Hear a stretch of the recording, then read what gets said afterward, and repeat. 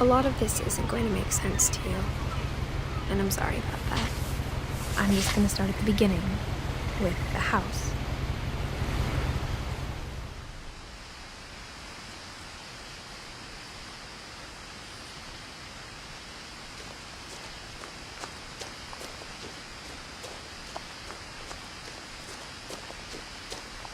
I lived here until I was 11, but I wasn't allowed inside half the rooms.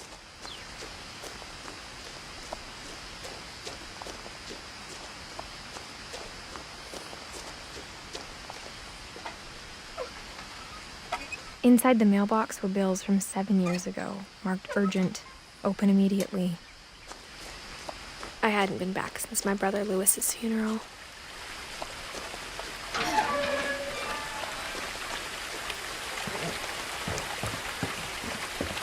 In her will, my mother left me a key, but didn't tell me what it unlocked.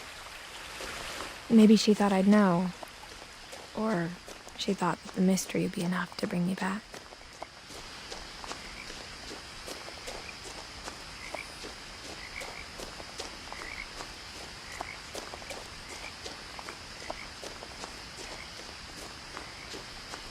No one had driven this way in a long time, but I saw a few hoof prints.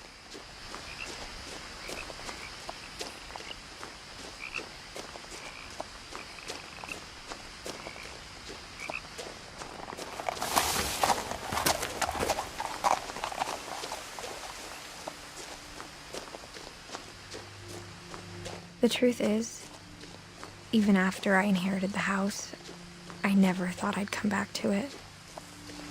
But now I had questions about my family that only the house knew the answers to.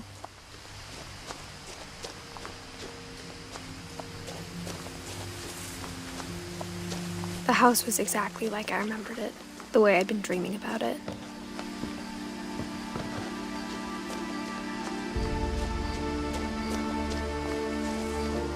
As a child, the house made me uncomfortable in a way I couldn't put into words.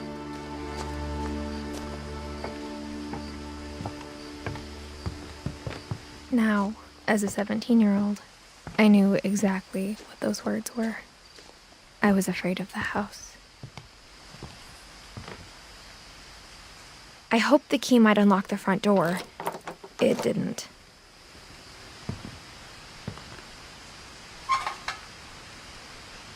Looking in, I felt like the house itself had been waiting for me.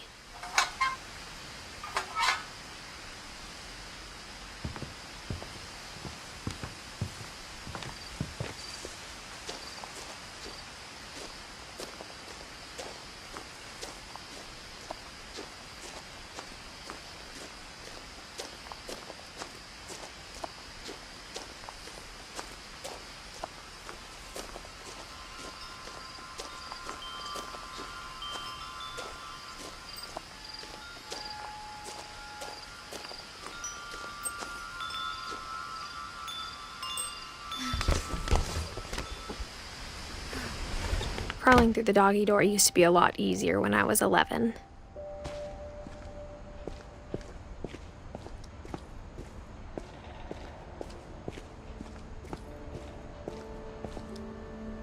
The power had been turned off the night we left. For the first time in years, I felt like I was home. But instead of a family, there were just memories of one. Like how only one restaurant would deliver to our house, so we had Chinese a lot. Or how after Lewis started working at the cannery, we all got sick of eating salmon. Except our cat, Molly. Nothing in the house looked abnormal.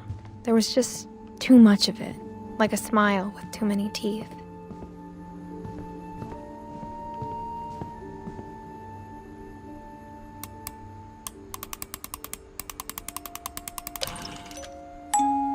Great-Grandpa Sven built a music box for Barbara, along with the rest of the house.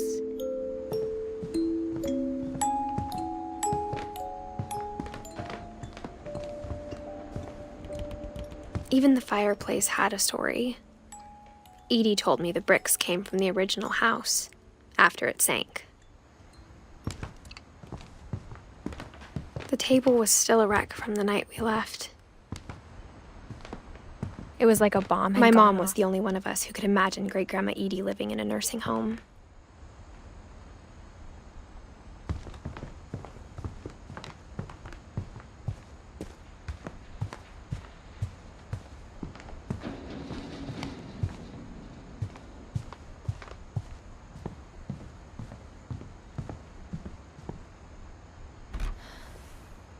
Edie told me once that every Finch who ever lived is buried somewhere in the library.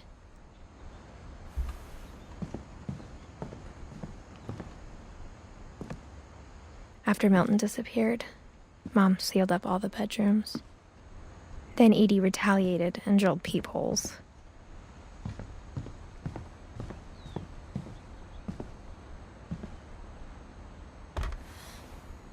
The last time I was in Edith Sr.'s room, I was 10 and she was painting my portrait.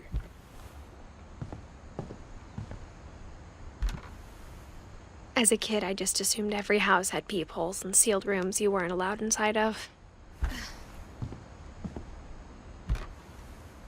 My Grandpa Sam spent 7 years sharing a room with his dead brother, Calvin.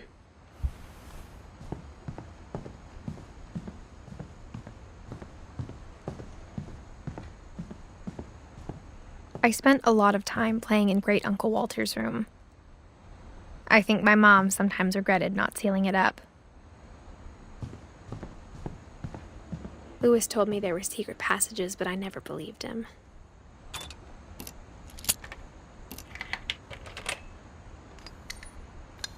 Turns out, my mom was really good at keeping secrets. Now it was time to find out what my mom had been afraid of. From the paintings on the wall, it was clear my brother Milton had been here before me. Reading this, maybe it sounds like I had a plan. But I had no idea what was behind that door.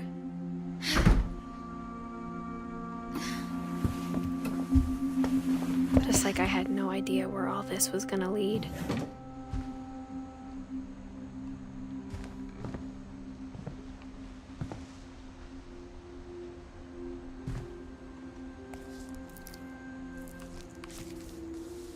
December 13th, 1947. Dear Diary, I'll be gone soon, but I wanted to tell somebody about what's gonna happen. It started when Mom sent me to bed without dinner. I woke up and I was starving, so I looked around for something to eat. The gerbil food was dry, but I didn't mind it.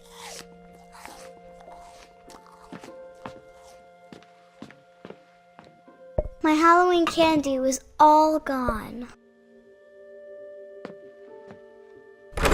Mom, can I come out now? Sweetheart, it's late. Go to sleep.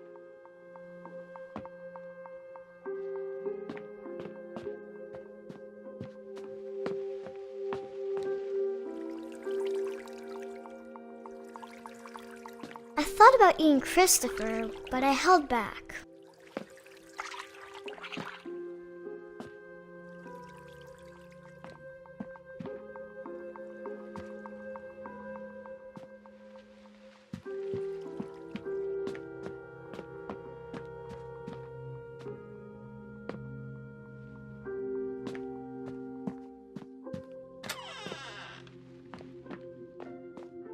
I ate a lot of things that night.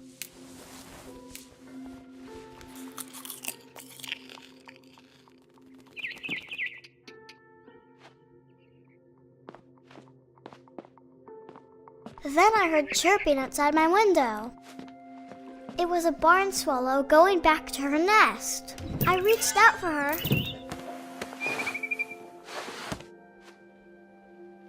And suddenly, I was a cat.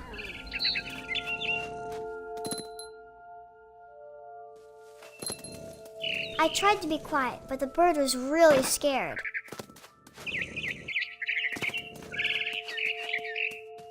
Mom and Dad didn't even look at me.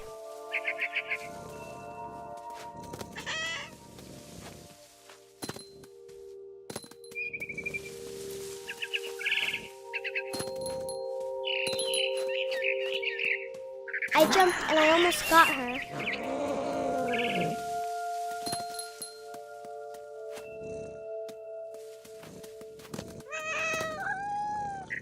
I could tell she was getting really tired. Now I was up in the big tree. I promised Dad I wouldn't climb it anymore. All I cared about was eating. I gobbled her up. And suddenly, I was an owl. First, all I heard was the wind. Then I heard little teeth nibbling in the grass.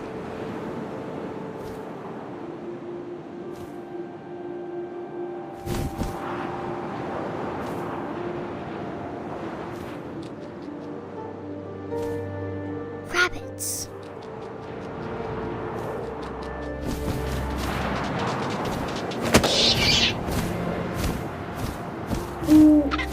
I imagined his face looking up and seeing mine through my talons. I swallowed him up, and I didn't chew one bit. Then I flew off to find something bigger.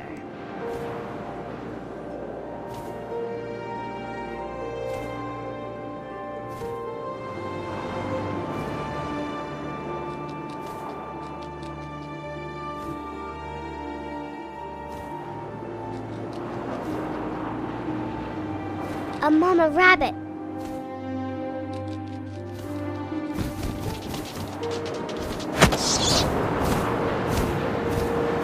She was almost too big to carry. I started choking, but I couldn't stop eating. And suddenly, I was a shark.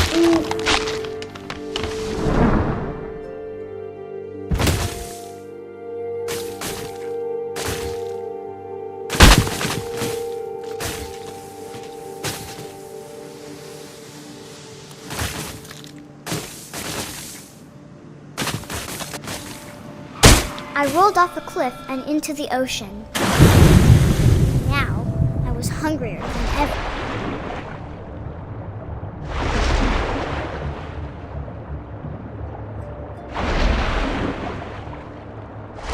I wanted fat, juicy seals.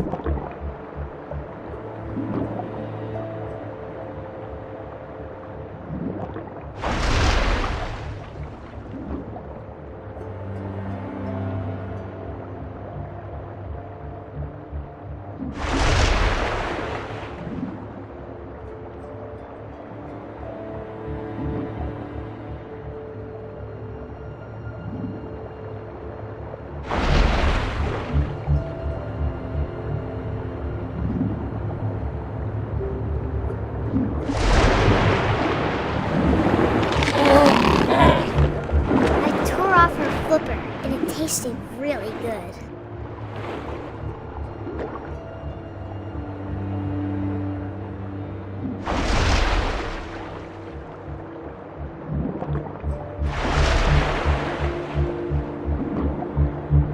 I grabbed on tight. But I was so hungry, I jumped out of the water. When I opened my eyes, everything had changed. I was a monster, and I smelled people everywhere.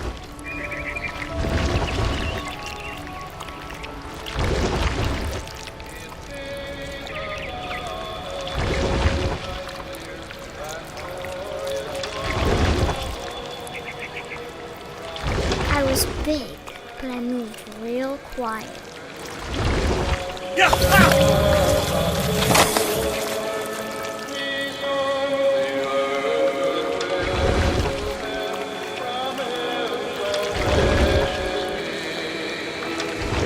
I wanted to stop, but also I didn't.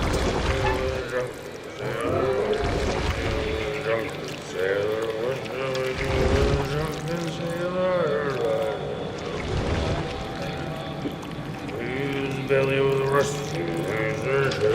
Belly with the rescue.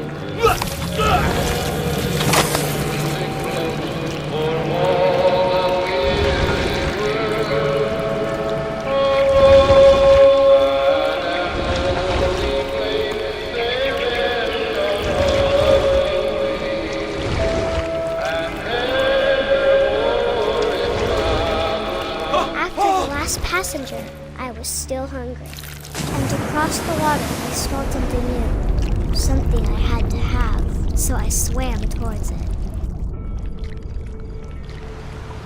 I slithered onto the sand, and the good smell went into an old pipe.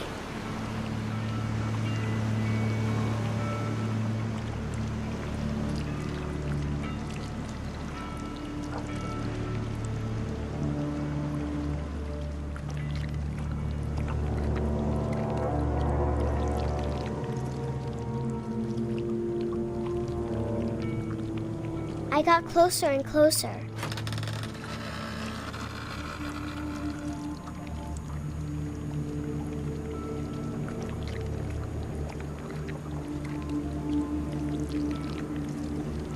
All of my stomach started growling.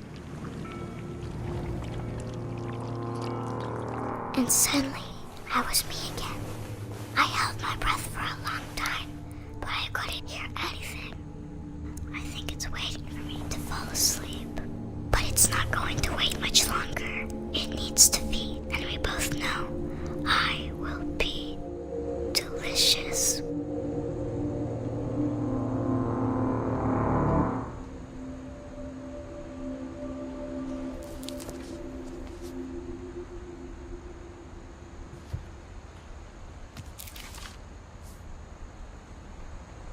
I'm not sure if I believed all of that, but I'm sure Edie would have.